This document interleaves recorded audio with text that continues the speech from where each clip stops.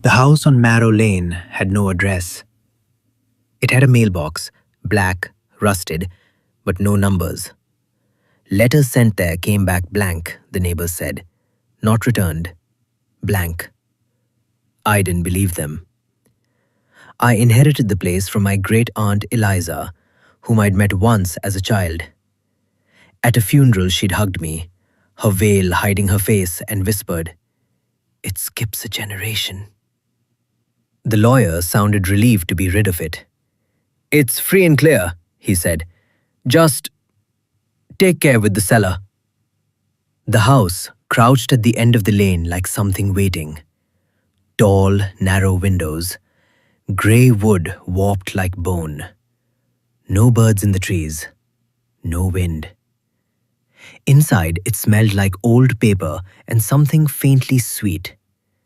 The silence felt padded, deliberate. The floors gleamed. It was as if someone had just stepped out. The cellar door sat at the end of a hallway. No knob, only a keyhole. A key hung beside it. I didn't use it that first night. I dreamed of a long hallway lined with doors. From each keyhole seeped something dark and slow. At the end stood a figure shaped like a person, but with no face, only smooth skin. It beckoned. I woke with red marks circling my wrists.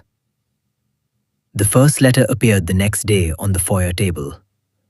No stamp, no address. My name written in ink so dark it looked wet. Inside, blank paper. When I held it to the parlor mirror, words bled into view. "We are hungry." I dropped it. When I picked it up, it was blank again. More letters came. "You are home." It skips a generation. The dreams deepened. The hallway grew longer. The faceless figure closer. On the fourth night, I woke standing in the hall. The cellar key was in my hand. I didn't remember picking it up. The door opened with a soft click. The smell rolled out, sweet and coppery. Blood. The cellar stairs descended into blackness. At the bottom, the space opened far wider than the house above allowed. The walls curved away into shadow. In the center stood a ring of tall, ornate mirrors. Between them hung shapes. At first, I thought they were coats. Then one moved. They were people. Or had been. Their skin was stretched tight over bone. Their mouths hung open. Their faces were smooth. No eyes, no noses, no features at all. They hung from cords that disappeared into darkness above. As I stepped closer, their heads turned toward me in perfect unison. A whisper filled the cellar. Hungry. The mirrors caught my reflection from every angle. I saw myself multiplied, pale, shaking, red marks on my wrists. In the reflections, I was smiling, too wide. One of the hanging figures twitched. Its mouth opened impossibly far. A voice emerged, almost mine. "You came back." "They fed us," another whispered. "Your blood," breathed a third. Understanding seeped in cold and heavy. My family had lived here for generations, and they had not left alone. "It skips a generation," I said. In the mirrors, my great-aunt stood behind me, veil lifted. Her face was smooth, featureless. "We thin with time," her voice echoed. "We need renewal." The cords lowered the figures inch by inch. They did not walk when they touched the floor. They dragged themselves toward me. My reflection stepped forward inside the glass and pressed its hand to the surface. The mirror rippled. "You can feed us," it said gently.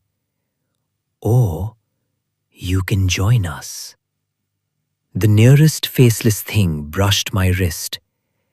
Pain exploded. Not a cut, but a pulling from inside, as if my veins were being siphoned. Blood trickled from my nose, my ears. They moaned in relief. Desperate, I shoved the nearest mirror. It toppled and shattered. The cellar convulsed. The hanging cords snapped upward. The faceless bodies shrieked, their smooth skin splitting to reveal nothing beneath but black void. "What have you done?" my smiling reflection screamed as cracks spread across the remaining glass. I didn't stop. I hurled myself at another mirror, and another. Glass exploded around me, slicing my skin. Each shatter tore a scream from the walls. The figures writhed, collapsing into grey ash. When the last mirror fell, silence crashed down. The cords hung limp. The cellar walls cracked. Dust rained from above. The house had been the mirrors. The mirrors had been the mouths. I ran, up the stairs, through the hall, out the front door. At the end of Marrow Lane, I turned. The house sagged inward and folded like paper. Windows imploded. The roof caved. Within seconds, it was a heap of timber and dust. Birds began to sing. Wind stirred the trees. They found no cellar in the wreckage. No mirrors, no ash, just a collapsed old house. I moved far away. For a while, I slept without dreams. Then the letters began again. Blank envelopes. No address. When I hold the paper to a mirror now, the next words has changed. We are not done. Last night, I dreamed of the hallway again. It was longer than before, and at the end, a door stood open. Something inside was breathing, hungry.